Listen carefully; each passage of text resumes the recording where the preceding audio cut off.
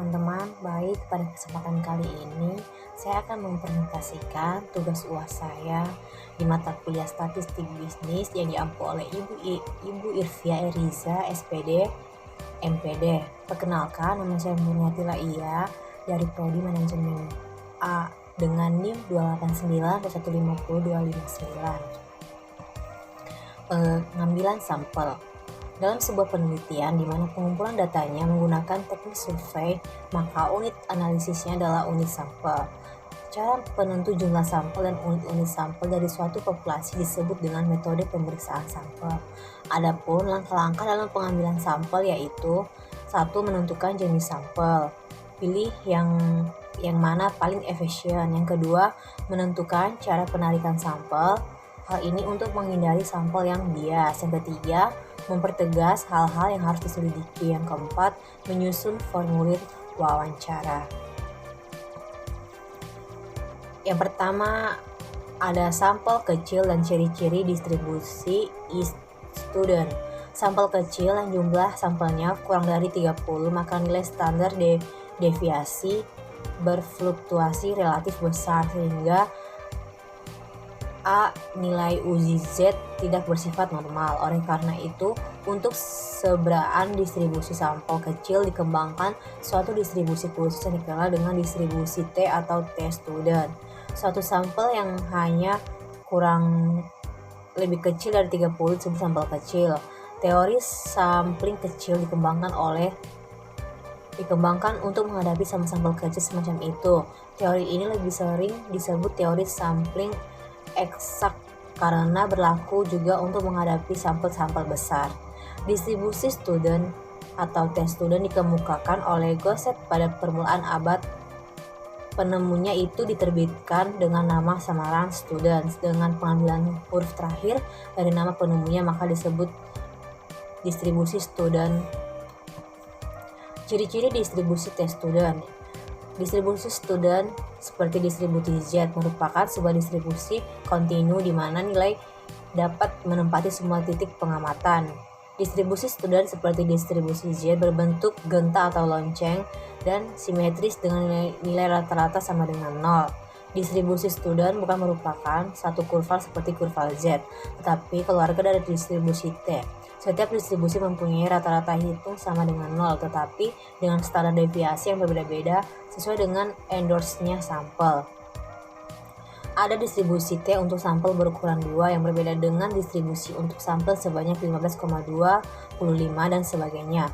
Apabila sampel semakin besar, maka distribusi akan mendekati normal. Yang kedua, menguji rata-rata hitung populasi. Uji Z rata-rata suatu populasi adalah uji statik yang digunakan untuk mengetahui apakah suatu populasi memiliki rata-rata yang sama dengan lebih kecil atau lebih besar dari suatu nilai rata-rata tertentu sesuai dengan hipotesis yang telah diterapkan. Sebelum melakukan pengujian statistik, terlebih dahulu dilakukan pengambilan sampel dan nantinya digunakan sebagai bahan untuk melakukan pengujian. Berikut adalah syarat-syarat yang harus dipenuhi untuk melakukan pengujian. Sampel yang digunakan dalam pengujian adalah sampel acak sederhana. Varian populasi diketahui. Sampel berasal dari populasi yang berdistribusi normal atau ukuran banyaknya sampel cukup besar. Biasanya ukuran sampel cukup besar yang sering digunakan adalah lebih dari 30. Hipotesis. Hipotesis terdiri dari dua bentuk, yaitu hipotesis untuk uji dua arah dan hipotesis untuk uji satu arah. Tingkat kepercayaan atau tingkat signifikansi.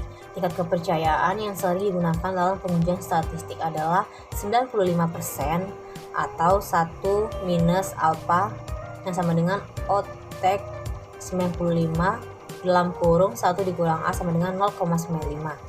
Tingkat kepercayaan bisa dikurangi sesuai dengan jenis penelitian yang dilakukan, misalnya 90%. Selain itu bisa juga diperbesar jika menginginkan tingkat ketelitian yang lebih tinggi, misalnya menjadi 99%. Statistik uji. Statistik uji yang digunakan dalam uji rata-rata adalah Z. Adalah rata-rata sampel, sigma adalah standar devasi populasi, dan N adalah banyaknya sampel. Titik kritis. Titik kritis adalah titik yang digunakan pada pengambilan keputusan, yaitu sebagai dasar untuk menolak atau tidak menolak HO. Menguji selisih rata-rata hitung populasi. Pengujian hipotesis selisih rata-rata digunakan ketika terdapat dua buah rata-rata hitung. Pengujian ini dimaksudkan untuk mengetahui apakah beberapa populasi mempunyai rata-rata yang sama ataukah berbeda. Yang kedua, beberapa buah sampel berasal dari sebuah populasi yang sama atau berlainan. Uji dua pihak kurval kriteria.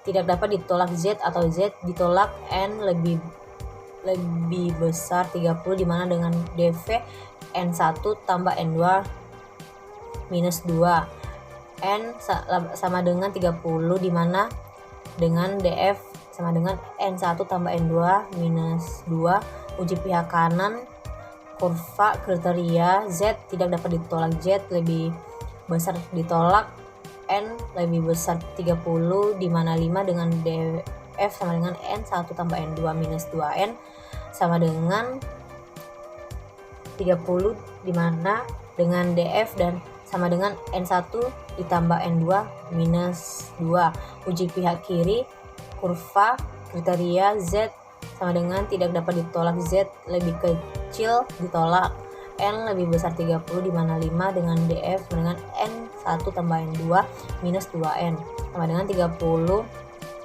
dimana dengan DF N1 tambah N2 minus 2. Keterangan untuk sampel kecil ubah Z menjadi T, untuk proporsi ubah U menjadi P. Prosedur analisis varians. Analisis varians adalah prosedur yang menerapkan porsi varians ini pada setiap kelompok dari variabel independen. Caranya dengan membandingkan secara simultan beberapa variabel dapat memperkecil kesalahan. Keunggulan analisis varians adalah mampu melakukan uji perbandingan untuk banyak variabel. Tujuan dari analisis varians adalah untuk menemukan variabel independen dalam penelitian dan menentukan bagaimana variabel tersebut berinteraksi dan mempengaruhi tanggapan atau perlakuan. Teknik analisis dengan hanya menggunakan satu variabel perbandingan ini disebut dengan analisis varians satu arah atau one-way ANOVA. Sedangkan teknik analisis dengan menggunakan perbandingan baik dari masing-masing perlakuan maupun masing-masing pengulangan ini disebut dengan analisis dua arah atau two-way ANOVA. Analisis ANOVA menggunakan distribusi F sebagai dasar untuk pengambilan keputusan. Distribusi ini dipopulerkan oleh Sir Donald Fisher, seorang pendiri statistik modern. Pengujian ANOVA menyaratkan data berdistribusi normal. Data juga harus memenuhi syarat homogenitas, varians, dan skala pengukuran yang digunakan minimal interval. Terima kasih.